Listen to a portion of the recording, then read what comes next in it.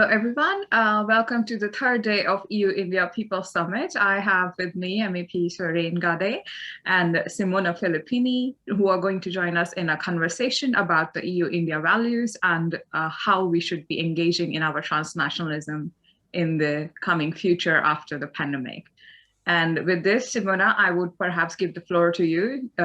You are the former ambassador of the Netherlands, and you're also the CEO, or you were the CEO of the Coordate, and you have worked, you are now the president of the leadership for SDG, and you have been also closely working with Foundation London Story.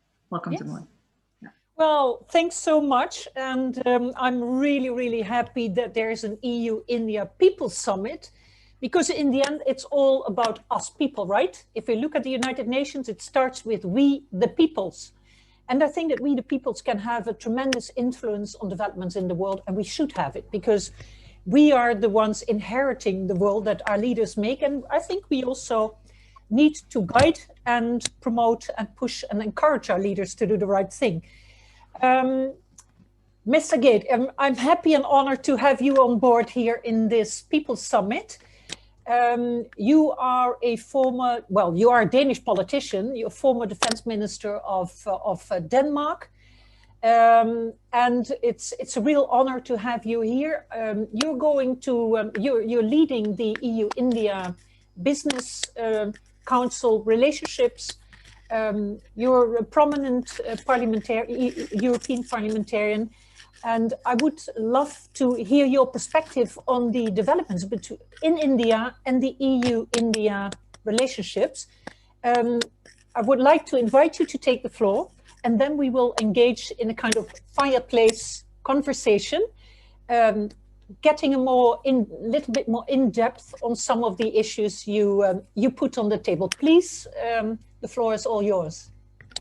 Thank you very much, and thank you very much for the kind introduction. First of all, I would like to thank you for the invitation and for the opportunity to speak here at the EU-India People Summit. I'm delighted to be here as a representative of the European Parliament and as chairman of the European Parliament's Delegation for relations with India.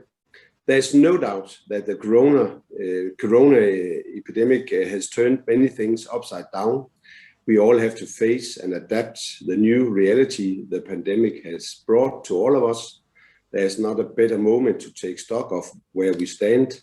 Certainly the consequences will be here for some time. So what have we learned?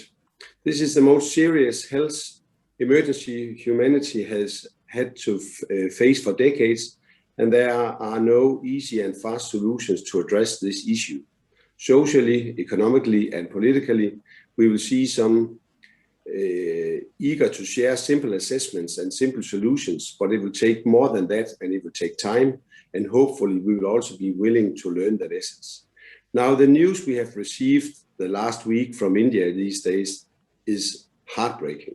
Last year, when the pandemic broke off, we were all relieved to see that the impact on India had been relatively limited, while we in Europe were going through a very challenging health crisis.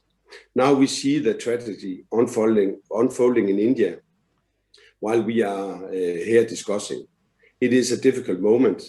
I'm pleased that the European Union has sent some help in form of ventilators, medicines, and oxygen generators. It is a modest gesture, but still important, and also underline the ties between India and the European Union. While we're discussing today where we would like to see relations between India and the European Union going in the next years, it is simply not possible to ignore the tragedy which thousands and thousands of families are going through right now.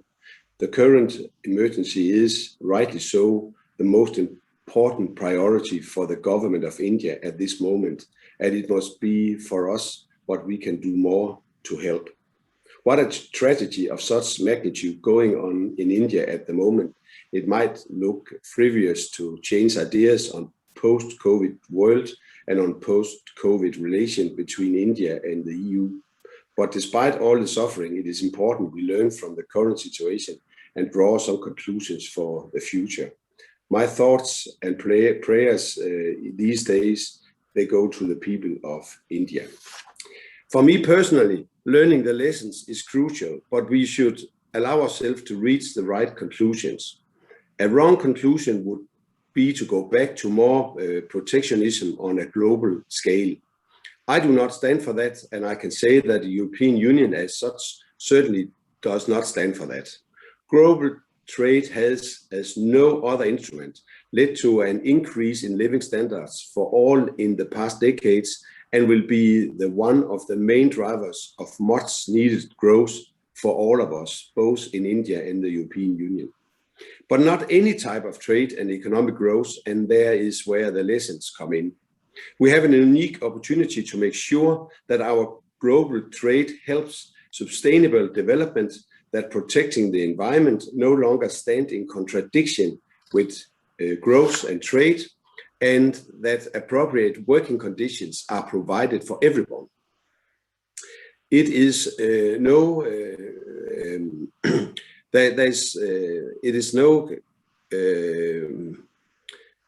that one of the biggest free trade agreements of the past years has been launched recently, like the RCEP, in which India has decided not to participate for the time being. Now, the European Union has also concluded some important free trade agreements shortly before the pandemic. This is part of our global outreach. As chairman of the European Parliament's delegation for relations with India, you will not be surprised when I say that the time has come to make more progress in trade relations between India and the European Union. In a short time, the next summit meeting between the European Union and India will take place in Portugal. I do hope that the outcome of the summit meeting will be that leaders from Europe and India send a clear signal in support of multilateral system, in support of free trade and global trade, and in support of democracy and human rights. Democracy and human rights are part of the solution.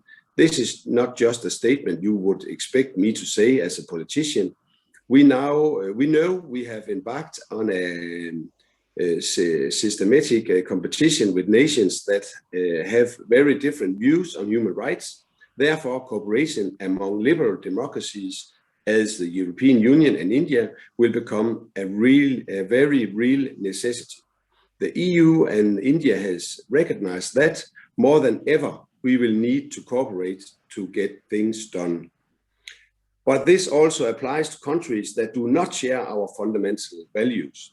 Also in this case, we will need to find common ground on some issues for the benefit of all, so that the international community can address global issues. Reinforcing the capacity of the multinational rule-based system is the way ahead, and that means, among others, strengthening the United Nations system. The EU and the European member states together are the biggest global contributor to the United Nations system. This illustrates the way we see things. We cannot waste much more time on reforming the United Nations, which includes also the UN Security Council. In this context, I'm pleased to recall that the European Parliament has been vocal in this respect and supports a permanent seat of India in the Security Council. As regards global trade, it is essential we get the WTO back on track. None of its core objectives and mechanism works anymore. Those who support the international trading system can no longer afford the luxury of having a WTO that doesn't do what it was meant to do. Here we need the European Union and India to find more common ground. The European Union is not a security hard power, but we remain the biggest global trading actor, have the second international currency, and we remain a global normative power. In some cases, scale matters, size matters.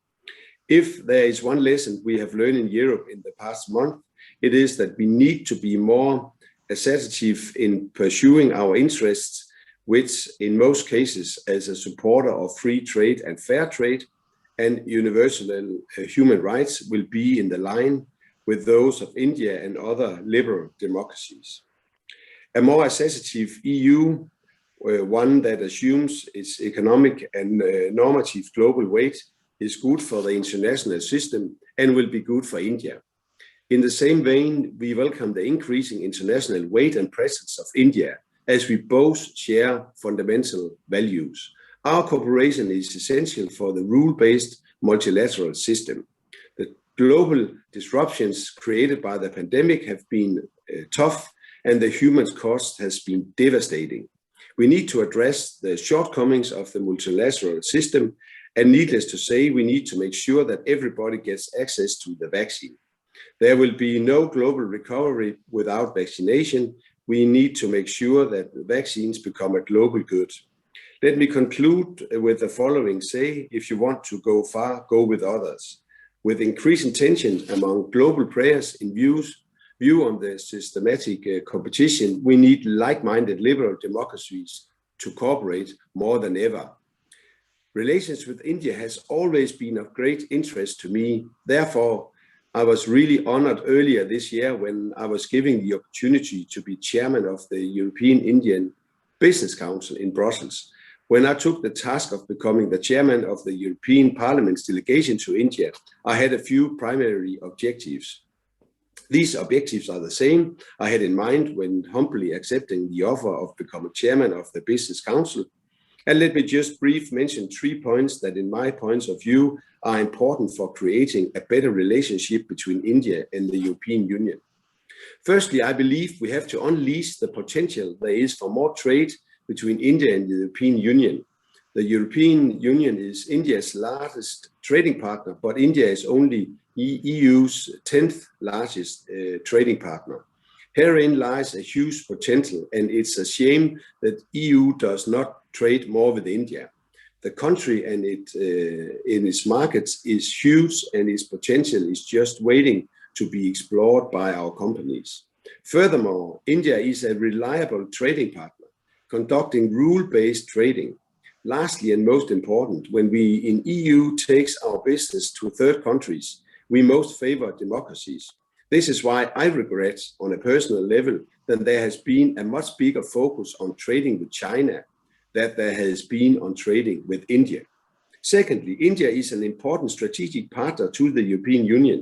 I say that not only because we now have a 2025 roadmap, but because India shares many values with the European Union. India believes in a rule-based trading system, in democracy, rules of law and human rights. That alone makes India a natural partner for the European Union, and that means that we can support each other in promoting these values domestically and abroad. Thirdly, climate change is a global cross-border problem that requires common international solutions, and here lays a golden opportunity to promote a partnership with India in green transition.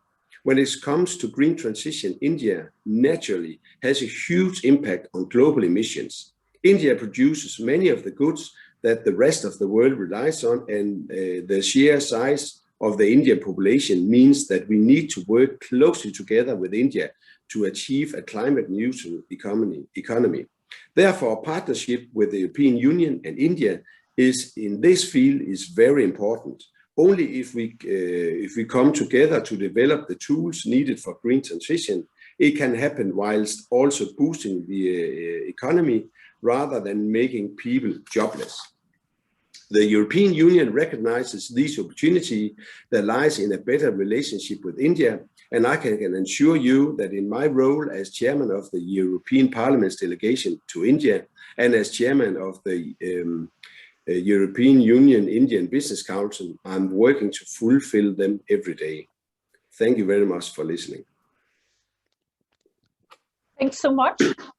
I think that you touched upon some really important issues. And of course, the intention should always be to work together for the common good, for global development. We, of course, have the United Nations Agenda 2030, the Sustainable Development Goals, obliging all countries, all UN member states who have all committed to the goals to implement them. And of course, we still see some major challenges there worldwide, including in India. I would like to say, and maybe we should also, of course, you touch upon democracy, human rights, the importance of rules-based trade and issues. And I would like to ask you, because today, the 3rd of May, is the World Press Freedom Day. And what we can see is that, of course, the freedom of press in India is legally protected by the amendment to the Constitution. And while India hasn't slipped further back on the rankings, since 2016, India has been backsliding in terms of press freedom.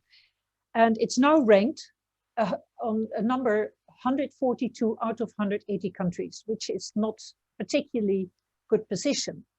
And what the latest reports on this say of Freedom House is that this report has blamed an environment of intimidation created by BJP supporters, the political party of Prime Minister Modi, and Prime Minister Modi, and Prime Minister Modi tightens his grip on media.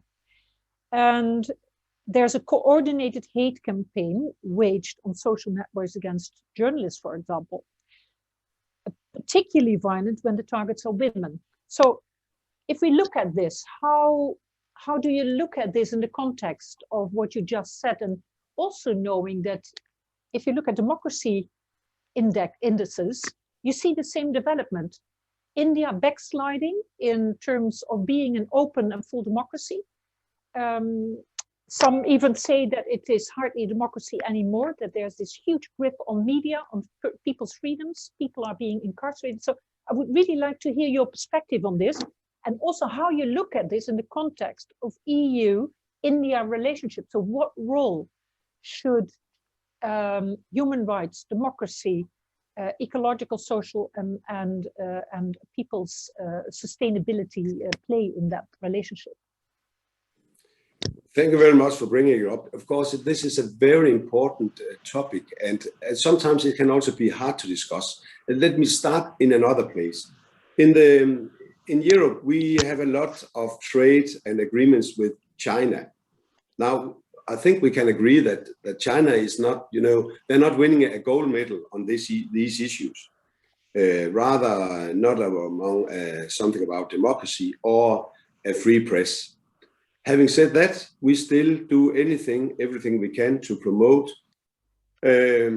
trade with China. And, I regret it that we do not use as much power on, having closer ties with India. And then, of course, you are also right that India is not Europe and Europe is not India. And of course, I will. It will not be fair if I don't recognize that there are some issues and there could be some problems on this in India. But the good thing is, if and when you are a democratic country, you can discuss these matters with friends. And if you do it with China, they are very upset politically, and they are really tough on those who criticize the Chinese system. Now, of course, you might also find some who are very upset when we discuss these issues on India. But having said that, because India fundamentally share the same values, we are able to discuss this with India. And therefore, I think that we must not let those problems which are there may not overshadow the opportunities and the willingness to make progress and closer ties between the European Union and India. Because if and when we have closer cooperation and ties with India, this will also be part of our common journey, that we actually, we accept and realize that democracy and a free press is, part of the same, so to speak. And I just see this as a journey, because sometimes in Europe, we have very difficulties in accepting that, we have a long tradition for this. And it is not the same all over the world. And things like this will take some time. So instead of always, starting by criticizing what we do not like, then, we could also say, okay, basically, we have the same values.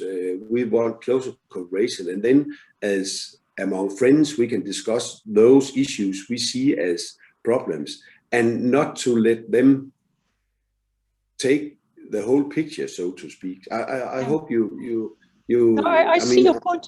I see your point, of course, but there will probably be quite some people listening to you now who would wonder, okay, so in the first place, does India at this moment share the basic values, the Indian government? I mean, I don't talk about many Indian people. The Indian government led by Prime Minister Modi, does it share the basic values at this moment with the EU? I see that the Sweden-based VDEM Institute has said that India has now backslided into what they call electoral autocracy, so basically abusing democratic means like elections to solidify its grip on society and the people, incarcerating journalists, setting up hate campaigns. Again, I'm the advocate of the devil here, and I think it's very important to be honest with one another, because in what manner does the EU really table those issues? You talk about being good friends. I've been an ambassador myself, and I agree with you. Among good friends, you have to be able to be honest. Is the EU honest? Are we honest with one another? And in how far do economic prospects always dominate the other elements that are so important, especially talking about the normal people in the country? Yeah, I also get your point. I mean, of course, you have those think tanks, and they do their work, and they present reports and examples, and we all have to look into it, and it can be biased or it can be non-biased, but of course, normally there's a point. I mean, those are clever people doing those reports. But I'm trying to be cautious here, because let's say we just listen to those who say everything is going in the right direction. It should just be, we should stop tomorrow. Okay, so for what? So then we go back to our friends in China, and we just close our eyes and we accept people getting killed and going into prison, and we just do more trade and saying, But we shouldn't accept it there either. No, but so how we do that. Are we as an EU using our soft power and our to be honest, I think we use it because we discuss those issues, those very important for us, very important issues.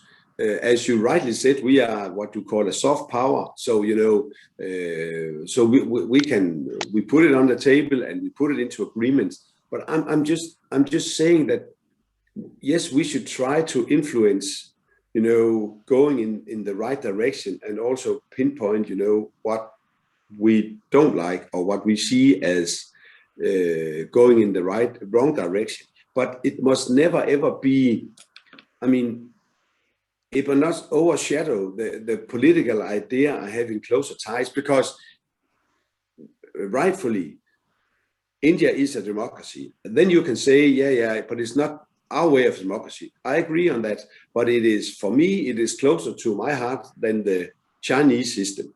And then it's easier to talk with friends. If you have friends closer to you, then it's also easier to talk about the hair in the soup, but not doing it all the time. And I think that is also, this about walk the line. I mean, some of my very good Indian friends, they say, but Søren, we know that you really, from bottom of your heart, you want to have closer ties with India and the European Union, and we accept that and respect you for doing that. But why do you always have to has this but? Every time you have to say something, that was always like, and then there's a long list of things we just want to say, we dislike. And I also got that point, because I mean, they have a huge role to play. As I said in my speech, 1.4 billion people. If we do it right, we can help, providing good jobs with decent working conditions. We can try to make the green transition into India a success story, but that's not only to help India, it is also to help ourselves. I mean, we can kill ourselves in my country tomorrow and you would not see it on the climate carbon footprint any places. But if India do something right, you can see it immediately all over the world. So for many reasons, it's also a must-win battle for both European Union and India. And then on this journey, when we try to have closer ties, of course, this is also an important part of our journey, what you have put on the table on the day where we celebrate and we remember the free press in the world. But I'm just saying, you know, we cannot put ourselves in a situation where we say, if you're not 100% like us, we cannot do anything with you. Because no, but I would never say that, of course, huh? We don't do that with, for example, China, and then it's not that we should be, you know, blindfolded on these issues. So just for you taking it up and we discuss it today, also, I mean, makes it possible to say India is a friend of the European Union. And yes, there are some issues and we should be able to discuss them as friends. But again, it's not the whole story, it's part of the story. But really, I do hope that the roadmap, 2025 roadmap, and the summit in the shadow of COVID crisis in India right now, the summit in Portugal, will be a new start for the relations between India and the European Union. Could you tell us a little bit more about the 2025 roadmap? Because that might be super interesting. Yeah, I mean, instead of, I mean, there's a lot of you know, bullet points. You can read it, and I think it's fine. But you know what's really in it for me is now it is on the agenda. I mean, now there is, for the first time, not ever, but in a long period of time, now it seems like there is a political will on both sides to have closer ties. And I know that India, of course, they are now not divided, but I mean, they have, you know, now two roads in the same direction. They have the UK road and the European Union road, because United Kingdom left the European Union, but of course, also due to history, United Kingdom is a part of India's history, and it's also an important trading partner for India. So they have now two roads at the same time, doing some trade agreement with UK and with the European Union. Hopefully it will be at the same time. And we have to look, if you look into the roadmap, of course, you have what you can call low-hanging fruits. And you have to focus on this. I think we need some success stories for the companies and for the trade relations. And then, you know, you have difficult problems at the end of the road. And I think instead of starting with the problems, the big problems, then take the low-hanging fruits and show the people of India and the European Union that we actually means business. And then we can provide, you know, some good results in the next 2, 3, 4 years time, both on the agreement, but also on, you know, trade figures, so that we will inspire our coming politicians to go longer down the road where we have those close connections. And there's also something I didn't mention in my speech, and I can just mention it right now. As I said, European Union is a soft power. India is, you know, also a military power, and is becoming stronger as a military power in the region where India belongs. And of course, for that reason, also it is important that we have close connections. I don't expect, being a former Minister of Defense, I do not see in the decades to come that the European Union will play any role on military, and it will still be a soft power in 20, 30 years from now, because there's no will in Europe to spend money on defense. But it's different in India. And then you'll see that India will play a bigger role in the decades to come.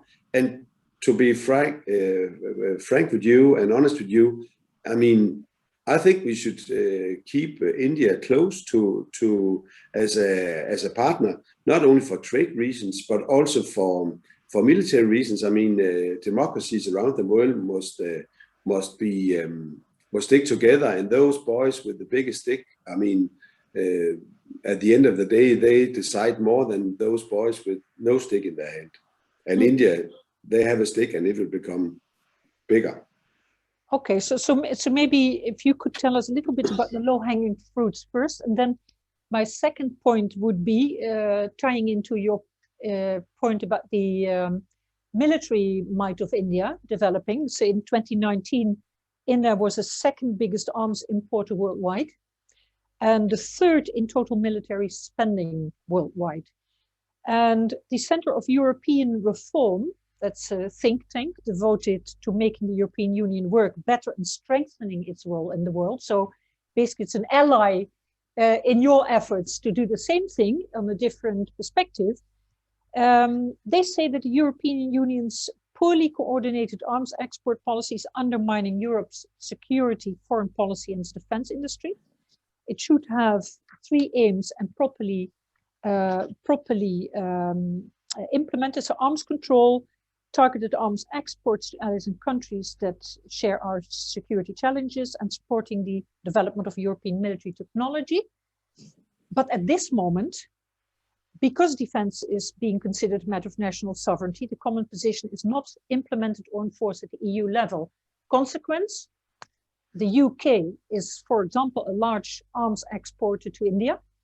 Germany has, in February this year, suspended its arms exports to India because of the poor human rights record.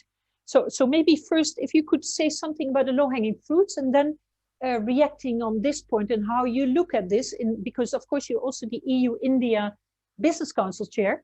So that is an important, there is of course an important connection there. Yeah, if you go into the roadmap, I think it's close to 120 points or bullet points. You can you can read, 118, I think it is, and it starts up with foreign policy, strengthening and expand the Indian-European dialogue on mechanism and foreign policy.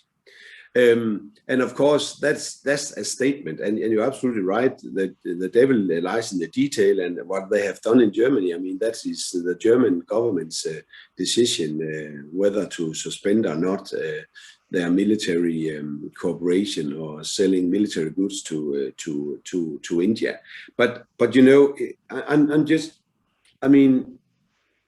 think foreign policy and security is very good. It is inside the roadmap because, as I said before, 20 years from now on, India will play a key role also as a military power in the world. And if we want to be, I mean, not part of it, but if we want to have our words on some topics and issues, I mean, also for that reason, it is it's more important than ever that we do have closer ties and good cooperations and connections with India, because it is easier to talk to a friend as a friend than it is to be standing far away from each other. And what the European Union have shown all of us, and why the European Union started at the first place, is you don't argue or fight with those you have close trade with. I mean, that was the reason why you started as what was coal and steel union, was the fact that you wanted to take the countries inside Europe that has killed more people than others, and you put them into the same room, and then you tied them up so closely on trade that they will never do it again. And this is, I mean, you can just copycat that saying, if you have really, really good friends and you have a lot of trade and you have a lot of connections on all levels in society, then there is, it is less obvious that you will have some issues in the longer run. So I think that's just, I think you have to remember. Now, if you look, if you say, when I tell you that in the roadmap, of course, there's this foreign policy, and you will also, now we have discussed the human rights issue. It is also an important part of the roadmap. So it's not that those who did the roadmap, they forgot there was something they called called human rights. It is right on top of the roadmap. And then, of course, you have trade and investment also being, one of the biggest part of it, together with climate change and clean energy. I think that is the biggest one. And I think that will be a good stage to start. When you say low-hanging fruit, there are issues right now on the transition to a greener economy that can be already now put into use in India. And I think we should do that. And I also think you will see some of the pension funds, they are ready to invest. I mean, they do it for their savers, but it's also, they also look into where they can make a difference for the world. And I think there will be some money invested in India on this particular issue, the green transition. But again, I mean, the roadmap, that is words, and now we have to put it into deeds, and we have to see that, the politicians from both sides, they take action on the roadmap, because if it's not followed up by some deeds, I mean, then it's just a nice written report and nothing will happen afterwards. And that is the reason why I see the summit in Portugal as an important indicator on how fast we will do closer ties with India, and also if we will succeed to some of our goals in the next 2, 3, 4 years. If we will have a kind of trade agreement, or maybe already next year with India together with United Kingdom, I think they will come at the same time. But I'm just, that is the reason why I think this summit right now we have today is important, because we have now the discussion, and I think we could have a discussion after the summit in Portugal, because then there will be a lot of things to discuss. What came out of it? What did our leaders say? Leaders from India, leaders from the European Union. How do they see the future? And is there something, to build upon after the summit in Portugal? And I'm really excited to follow it, and I'm excited to hear, the speeches from our leaders, because words can actually mean a difference for many of us afterwards. Thanks so much. I have a question in the chat box, because it is meant for you. You refer to the EU-India and the EU-China relationships, right? That China gets a lot of attention while not being a democracy at all. And so basically I sense that you say, hey, there's an unfairness in our perspectives. Yeah. And somebody here says, because you say that our good relationships with India might influence developments in India also in a positive direction in terms of human rights and democracy, etc. But here, somebody says India is a democracy since the last 70 years and China isn't.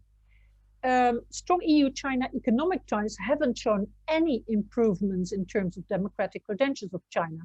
How and why would stronger trade relations with India bring different results? So in what manner could stronger trade relations contribute? And maybe I add a little question to that, because I wanted to ask you anyway, as the chair of the EU-India Business Council, are you in your conversations as the chair?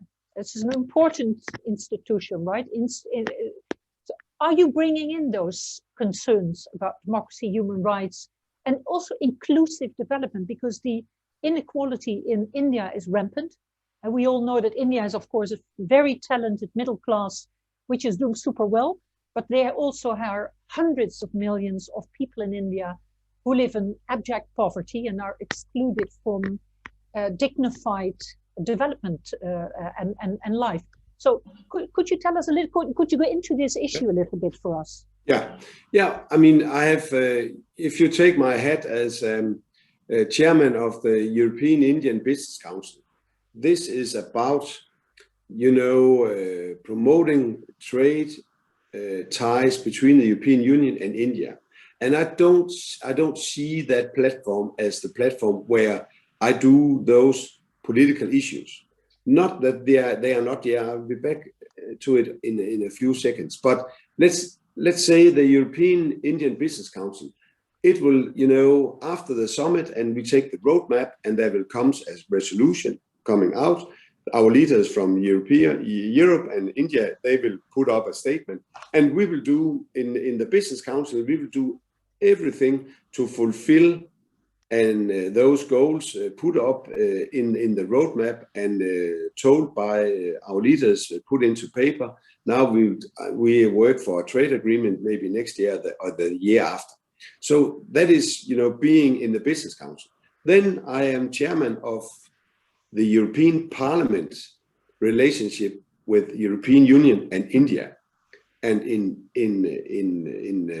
my capacity as chairman in this committee, of course, this is also part of the agenda, what we just talked about. And then when you say there was a question, now you have done, you know, trade with China for 70 years and nothing has happened.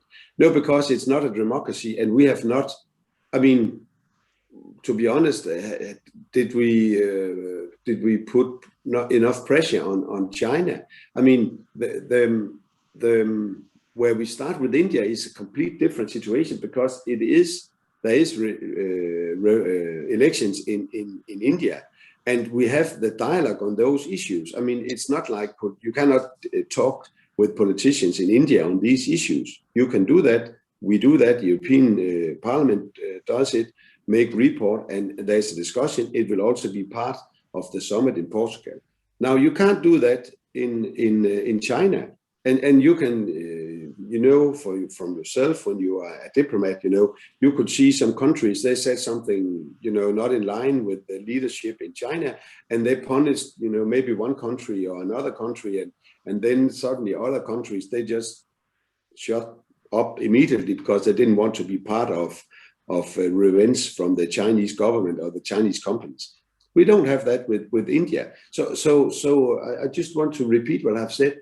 Mm-hmm. I think it's fair that we have this dialogue, but it is part of the dialogue. It is not the whole picture. So you know, maybe I'm just an optimist, but I'm pretty sure that if and when we have hopefully closer ties with India, that will be, you know, find its way. It will be part of the dialogue, and I think that, you know, there will be some changes. I mean, we are not the ones to decide in which path India should take, but we can of course tell, you know, about our values and how we expect, you know, friends to communicate or you know, what to look into on those issues. So even though I'm fully aware of nothing has happened in dealing with China for 70 years, I see India.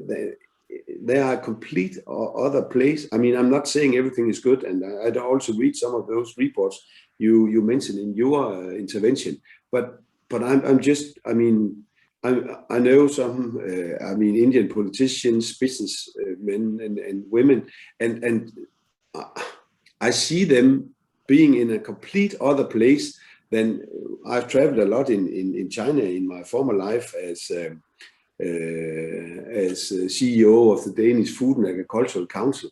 And I mean, you can't compare people and system and businesses from China to India. I see India and Indian business people as a much more natural partner for Europe. Yeah. Mm-hmm. Maybe thank you so much. I was triggered by what you just said. You mentioned the pension funds. Pension funds have huge economic power, institutional investment power, yes. And they have to become more responsible in terms of investing in inclusive green development, right? Yes.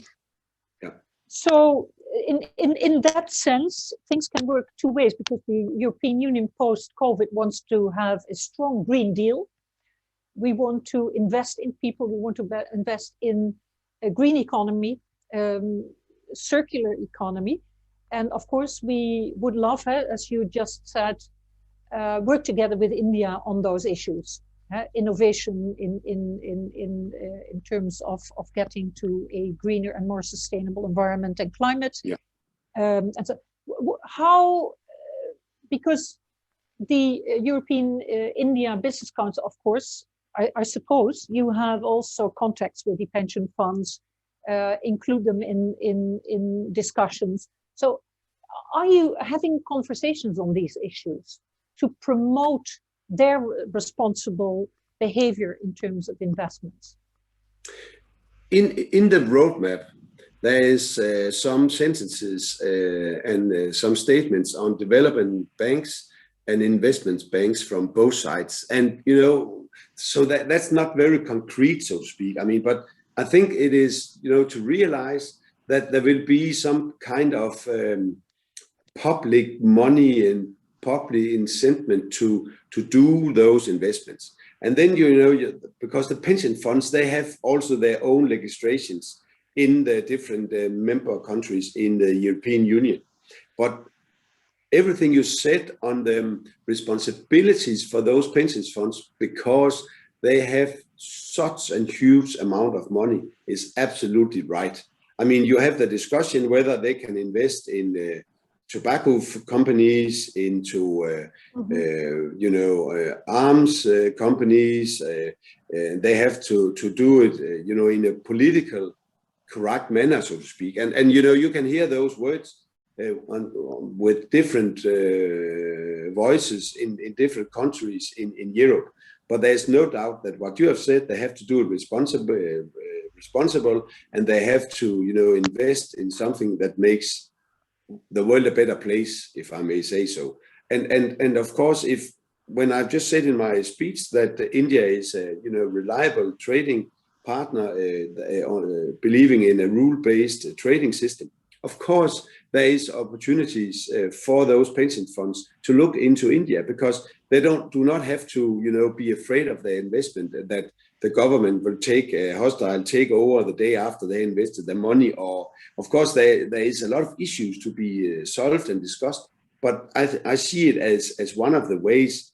But what has been stated in the roadmap is, of course, you know, I mean, because it is private owned, the pension fund, so you can't dictate them to do anything with their money, but you can give them incentive to doing so. And I think you see some development banks in Europe that they will look into China, also China into India, and not, you know, and support investments in India, because if the right decisions are taken at the summit, the political strength is there. Our politicians say this is what we want, and then they will put some deeds into the words, and then after that you will see private money going the same direction. But what you have said is, you know, is very important, that is going to happen, and it will happen if we have, you know, an agreement into written that you can look into and say this is what we want, so that those private owned funds and companies, they have a kind of legal ground to stand on, so to speak. Yeah, of course, because if we look at the Sustainable Development Goals, of course, they have calculated more or less what is needed in terms of investment money. And of course, the pension funds are important partners and potential investors to drive progress on the Sustainable Development Goals. I know that, I don't know whether you know UNPRI, which is it's a coalition of the largest institutional investments in the world, trying to green up their funds, which was already quite a difficult task. But a really good group to talk with.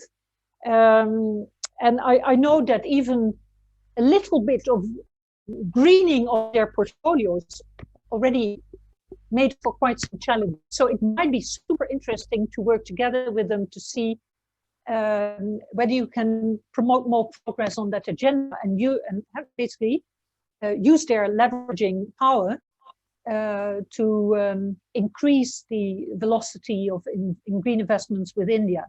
I have another another question here. I'll read it for you. I'm curious about the rule-based trading argument. In the light of the recent Rafale deal scandal with France, can we really extend blanket trust? In the Rafale deal, Modi and his national security advisor had a separate deal for fighter jets with the French government, in which a bankrupt company close to the Modi regime got the domestic partnership, and India paid an exorbitant amount per jet that is not as per market rates. Would you be able to react on that one? You know, I mean, it's difficult. I'm not saying that what is right or wrong in this matter. And of course, it has been, you know, in papers some places in the world. But when I say it, I mean it's not that any system is perfect. But I'm just saying, you know, that if you have a rule-based trading system, then you have, and we got the World Trade Organizations to, you know, work again. Then there's something to strive after. I mean, we know what is right and wrong, and then if there is an issue, you can bring it to court, so to speak. But you know, there will always be an history, you know, now in the world where you have something that didn't go the way you expected, or it might, you know, cross the red line or whatever. But it is not for me to go into that discussion, because I can't do it. I don't know anything about it except what I've read in the papers. But so you can't just say because you have that story, then the whole system sucks and you can't use it. I mean, you can always use a rule-based trading system because companies can rely on, you know, the system. They can have a dispute and they can bring it into a system where it can be solved, so to speak. If it is just survival of the fittest or the strongest, then of course, you know, you will never see investments cross-border, because you are afraid what will happen with your money if you're ever going to have them back. So yeah. That was my point, and not saying that the systems we have are perfect, because they are obviously they are not, but try to convince me that there is something that is better, and you can't do that. Yeah. No, but it is a question, and basically if you look at it in a broader sense, you could say it's an issue around corruption. And of course, yeah. From the figures that corruption in India is quite rampant. So that is but if I mean, but who's to blame then? You want to blame India or you want to blame the European company? I mean, then, you know, there are more than one into. If there's something that was not right, there are more than one partner into it. I mean, you can see those examples all over the world, whether you have a rule-based system or not. It has nothing to do with the rule-based system. Somebody, they just cross a line they shouldn't have crossed, maybe. I mean, so I mean, of course, a difference between different countries, and have indigenous corruption levels, very high corruption levels, and countries like the Netherlands, Northwest European countries have much lower corruption levels. I don't say that there's no corruption in this country, of course, being Dutch. In Denmark, same thing. But I just don't see. I mean, I can't use that example as the reason why not to go into closer cooperation and closer ties with India. No. That is an example of something that might went wrong. Of course, that's not the point. The point is if we look, because of course you are not just about commercial links between India and the EU, but also the broader context in the European Parliament, and that is a very broad relationship with India. And of course there are challenges, but but do you see these types of issues in that broader context as ones that the European Parliament is willing and able to address in an effective manner? And it's not about cutting off ties with India, of course not, but it's about how to get a constructive relationship, how to get a flourishing relationship, and also a relationship that is true to our own values, because we have values in Europe and we have put them in our preamble And they are all about proper behavior, tolerance, respect for people and for individuals, dignified life for each and any citizen. It's about human rights and democracy. So these are the points that I circle around on, because you have this responsibility, which is probably very, that is a tough one on your shoulders, because you have to find that balance between the different interests. So that's why I'm asking you. Yeah, but you know, we can't even put our fine words into practice in all European countries. So why should we be able to do it in all countries around the world? I mean, we have our own issues with some European countries where they but there's of course no excuse not to table something else if our own garden is no. I mean, we have to please our own garden as well. You're right. I'm just saying, you know, that, you know, we haven't solved those issues in the European countries. Now, if you ask me, you know, whether we do it in the right way, do we put in enough attention to it when we are dealing with, or we are politically talking to India?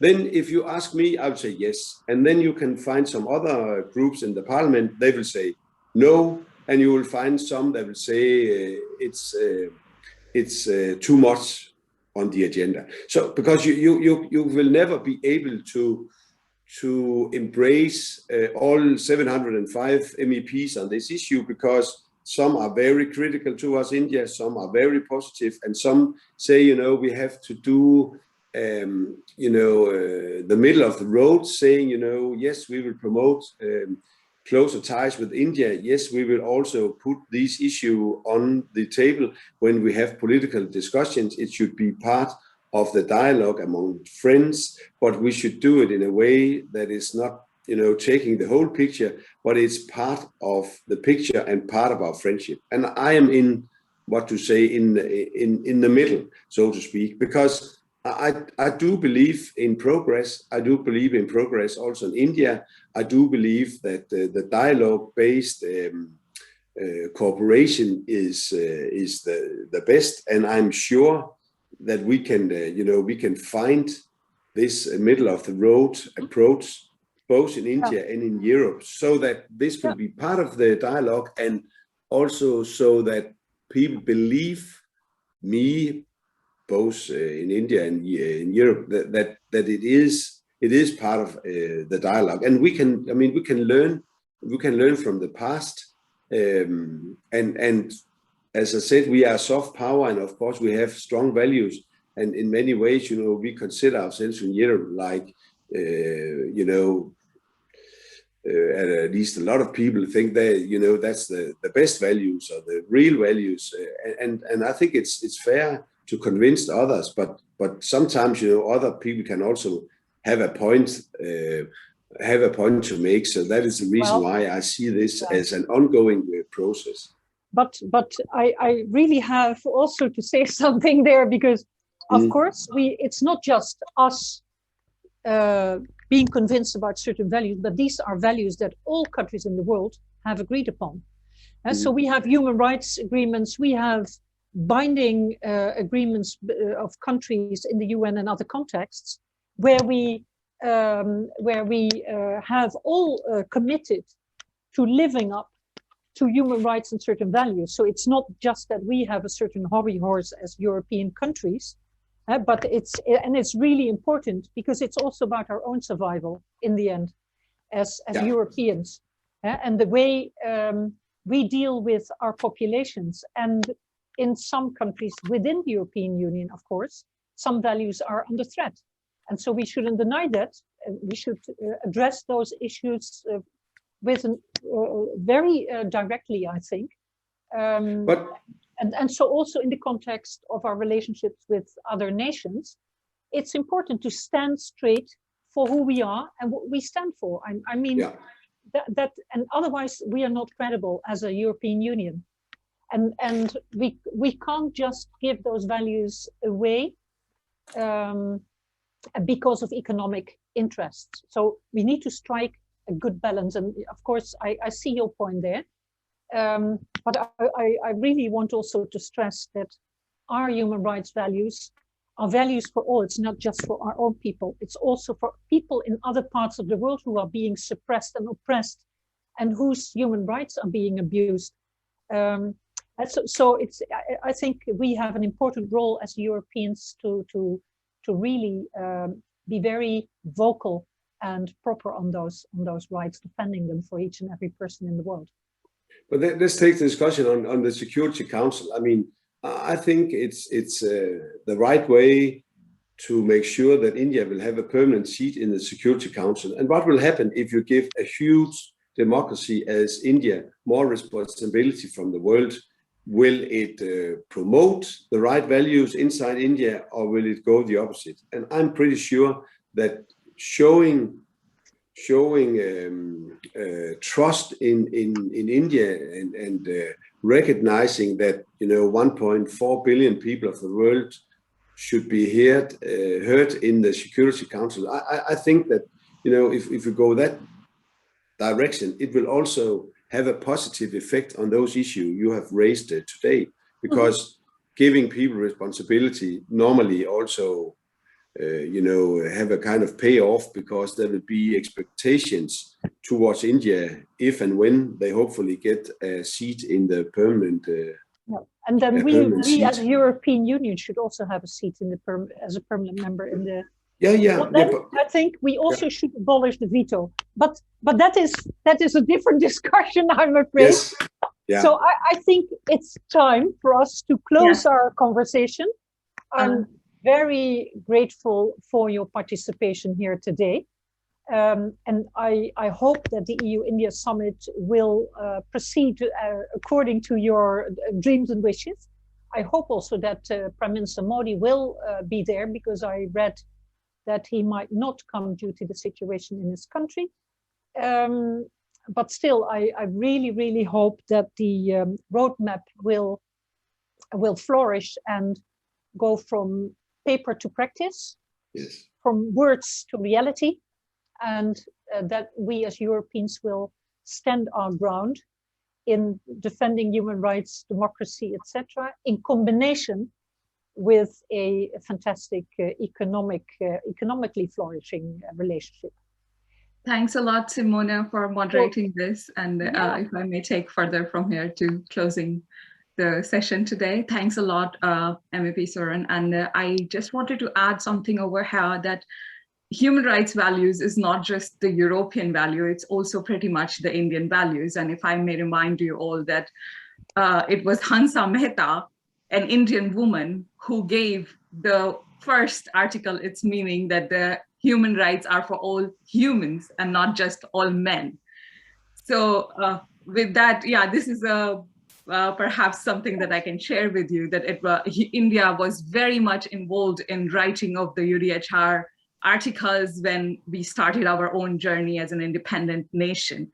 What we see in India as a diasporic members, it's very disheartening for us, to be honest with you. The backsliding of the democracy, the backsliding of the diversity values, that is not what we as diaspora and as India believe in. We are a very diverse nation, and I do insist that going forward, Europe and India should hold on to these diversity values very dearly and very strongly in all our conversations forward. And I can say this to you on behalf of the entire Indian diaspora, which is progressive-minded, which is very focused on the human rights situation happening in India and also elsewhere in Europe and the world around us.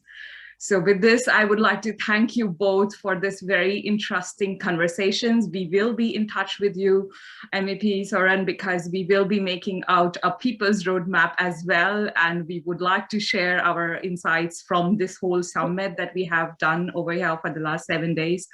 We would like to keep an open conversation on how we should approach the current situation in India and a post-COVID world recovery. Thank you everyone for participating. Thank you so much. Thank you. Bye-bye. Bye-bye.